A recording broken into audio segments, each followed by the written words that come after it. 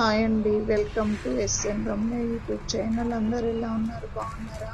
నేనైతే చాలా బాగున్నాను. నేను బీరకాయ పప్పు వేస్తున్నా. బీరకాయ మెంతి కూర టమాటా పప్పు. టేస్ట్ మాత్రం బాగుంటుంది. మెంతి కూర వేస్తే చాలా బాగా టేస్ట్ ఉంటుంది పప్పులో.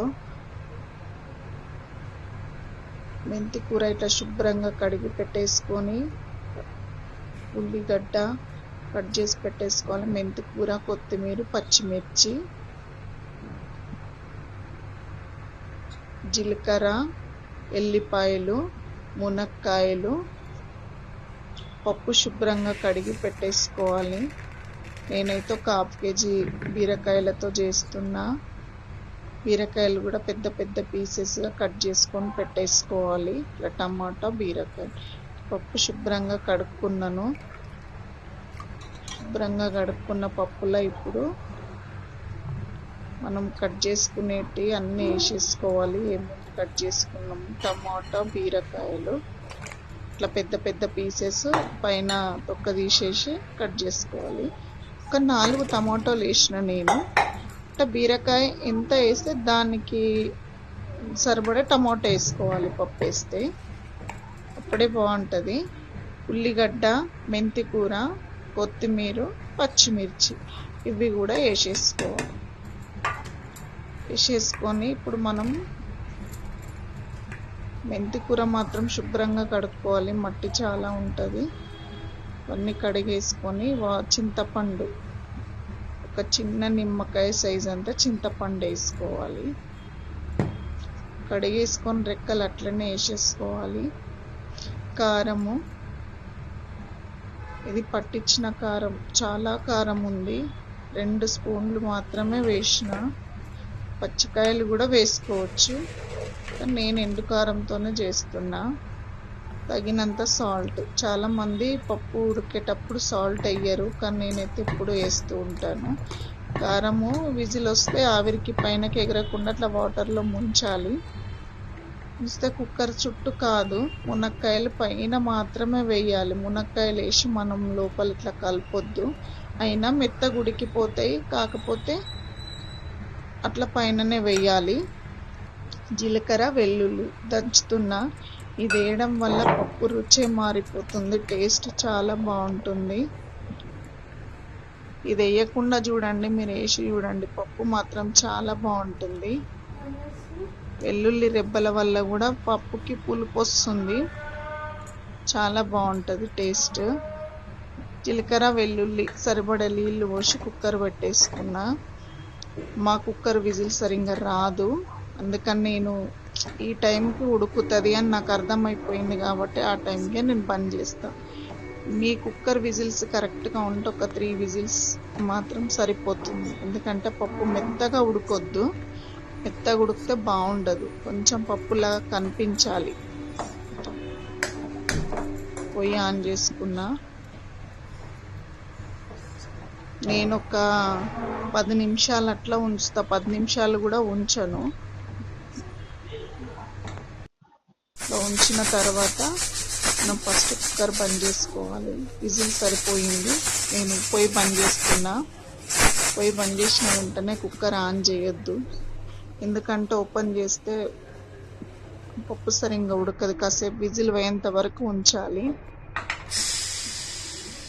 విజిల్ పోయింది, ఇప్పుడు తీసేస్తున్న. ఆవిరి అనేది అంతా వెళ్ళిపోయినాకనే కుక్కర్ ఓపెన్ చేయాలి.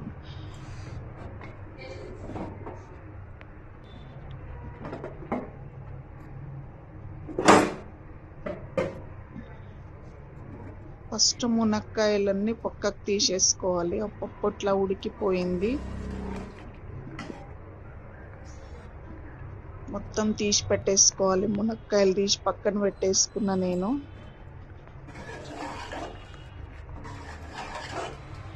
ఇందులో నేను పసుపు వేసిన క్లిప్ మాత్రం రాలేదు, కానీ పసుపు వేసిన నేను. గంటెతోని మాత్రమే ఏ పప్పు, టమాటా పప్పు వేసినా, గట్టి పప్పులు ఏవి వేసినా నేను పప్పు గుత్తితోని రుబ్బను. ఎందుకంటే మా వాళ్ళకి పప్పు గుత్తితో రుబ్బి మెత్తగా పప్పు చేయడం ఇష్టం ఉండదు. వాళ్ళకి ఇట్లా పప్పు కొంచెం కనబడాలి. మీకు మెత్తగా కావాలనుకుంటే పప్పు గుత్తితోనే కొంచెం ఇట్లా రుబ్బుకోవచ్చు. ఇట్లా పక్కకు పెట్టేసుకొని ఇప్పుడు మనం పోపు పెట్టేసుకోవడమే. ఎండుమిర్చి, జీలకర్ర, ఆవాలు, ఎండుమిర్చి, కలేమాకు, వెల్లుల్లి రెబ్బలు, సరిపడంతా ఆయిల్ పోసుకోవాలి. వేడెక్కినాక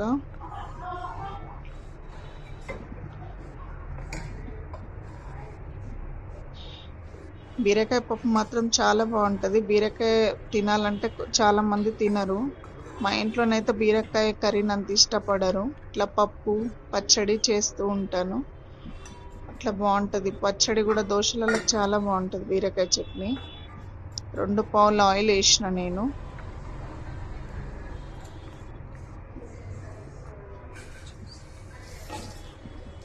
జీలకర్ర, ఆవాలు, ఎండుమిర్చి వేసేసుకోవాలి. ఎల్లిపాయలు ఒక 10 ఎల్లిపాయలు తీసిన, ఎందుకంటే పోపులకి ఎల్లిపాయలు ఎక్కువ ఉంటేనే బాగుంటుంది.